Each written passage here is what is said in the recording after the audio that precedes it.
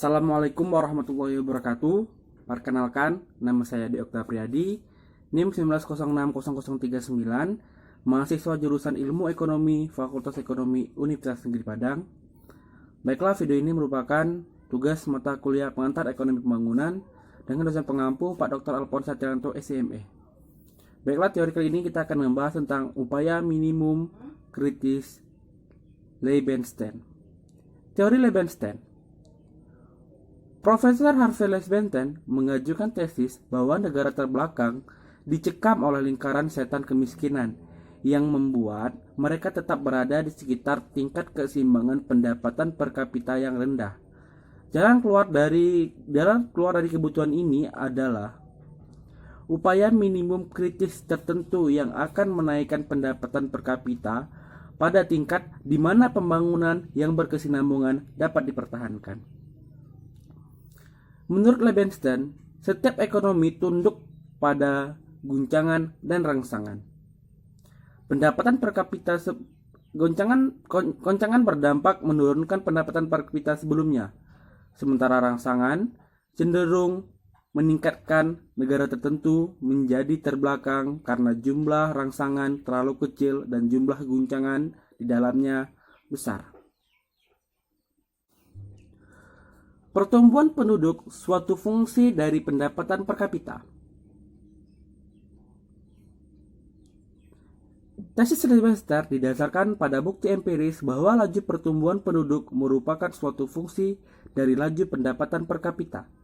Ini berkaitan erat dengan berbagai tahap pengembangan ekonomi. Mula-mula tingkat keseimbangan subsisten, laju pendapatan, kesuburan, yang kematian sesuai dengan tingkat kelangsungan hidup penduduk. Jika pendapatan per kapita naik di atas pasti keseimbangan tersebut, maka tingkat moralitas akan turun tanpa dibarengi penurunan tingkat kesuburan. Akibatnya, laju pertumbuhan penduduk meningkat. Namun ini hanya sampai di titik tertentu.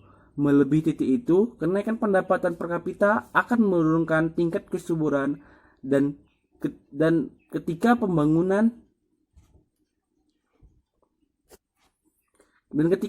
memperoleh momentum, laju pertumbuhan penduduk tersebut menurun.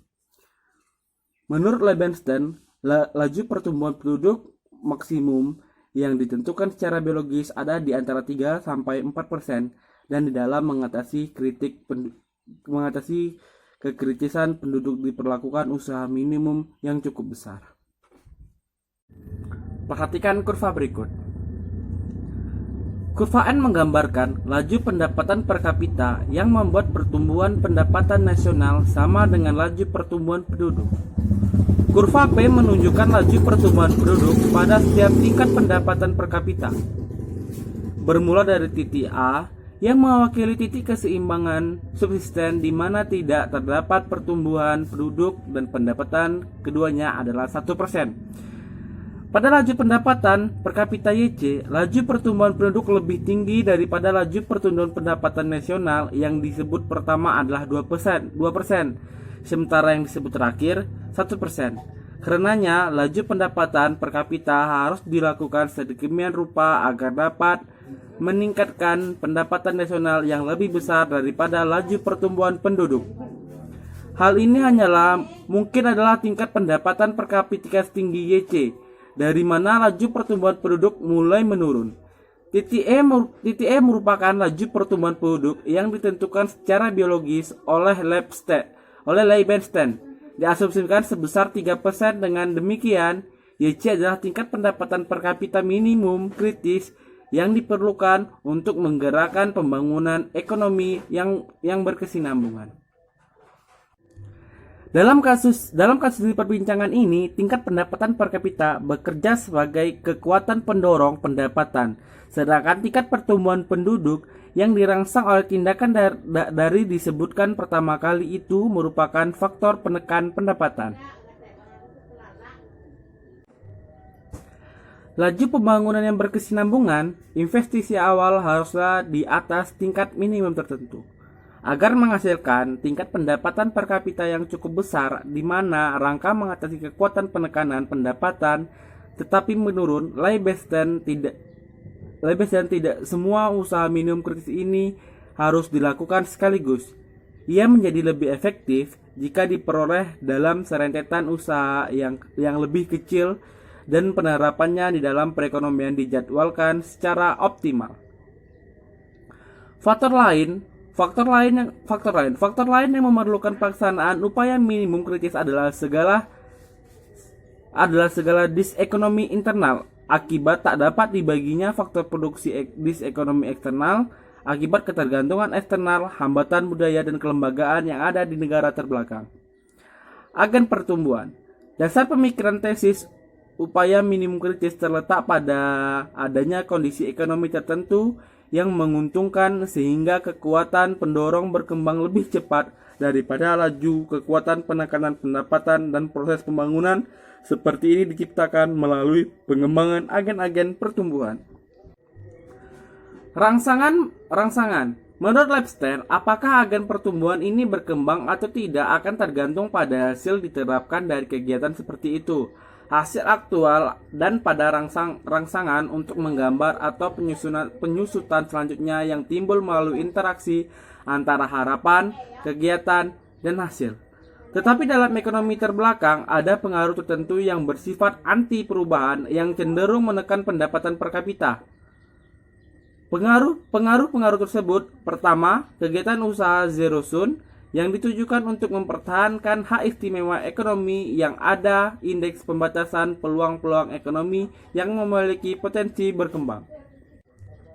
Kedua, tindakan konservatif pada buruh yang terorganisir maupun tidak terorganisir yang ditujukan untuk menentang perubahan.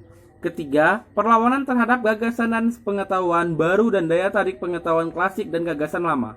Keempat, kenaikan pengeluaran konsumsi mewah pribadi atau publik yang dasarnya tidak produktif, yang menggunakan sumber-sumber yang sebenarnya dapat dipergunakan untuk akumulasi modal.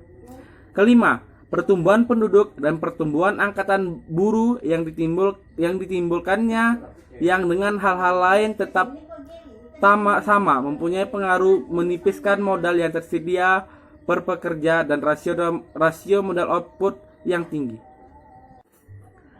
Hasil dari upaya minimum kritis itu, pendapatan per kapita akan naik dan cenderung menaikkan tingkat tabungan dan investasi yang ada, gilirnya akan membawa kepada yang pertama ekspansi agen pertumbuhan, kedua meningkatkan sumbangan pada per unit modal begitu rasio modal output turun, yang ketiga berkurangnya keefektifan faktor-faktor yang melindungi pertumbuhan, yang keempat penciptaan kondisi lingkungan dan sosial yang meningkatkan mobilitas ekonomi dan sosial. Proyeksi Leibeston juga mengasumsikan besarnya upaya minimum kritis dengan suatu permulaan penduduk 1 juta. Perhitungannya mengenai tingkat kelahiran dan tingkat kematian didasarkan pada harapan lamanya orang hidup dan dikuatkan dengan keadaan sebenarnya di negara terbelakang dan dianggap sebagai resep keterbelakangan ekonomi. Penilaian kritis. Di dalam kata pengantar, bukunya Lebeston menulis bahwa tujuannya adalah memberikan penjelasan atau pemahaman, bukan memberikan resep. Tapi, tesis upaya minimum kritis ini telah menggait imajinasi para ahli ekonomi dan perencanaan di negara terbelakang dan dianggap sebagai resep bagian keterbelakangan ekonomi. Tesis Lebeston lebih realistis. Upaya minimum kritis dapat dijadwalkan secara tepat dan dapat dipecah ke dalam serentetan upaya yang lebih kecil guna meletakkan ekonomi pada jalur pembangunan yang berkesinambungan. Tetapi teori ini mengandung beberapa kelemahan. Pertama, laju pertumbuhan penduduk berkaitan dengan tingkat kematian. Kedua, penurunan tingkat kelahiran bukan dikarenakan kenaikan pendapatan per kapita. Ketiga, mengabaikan usaha pemerintah untuk menurunkan tingkat kelahiran. Keempat, tingkat pertumbuhan lebih tinggi daripada 3%. Kelima, mengabaikan unsur waktu. Keenam, hubungan kompleks antara pendapatan per kapita dan laju pertumbuhan. Ketujuh, dapat diterapkan pada ekonomi tertutup. Baiklah, itulah teori pada video kali ini. Mohon maaf apabila kesalahan. Sampai jumpa di video selanjutnya. Nah, assalamualaikum warahmatullahi wabarakatuh.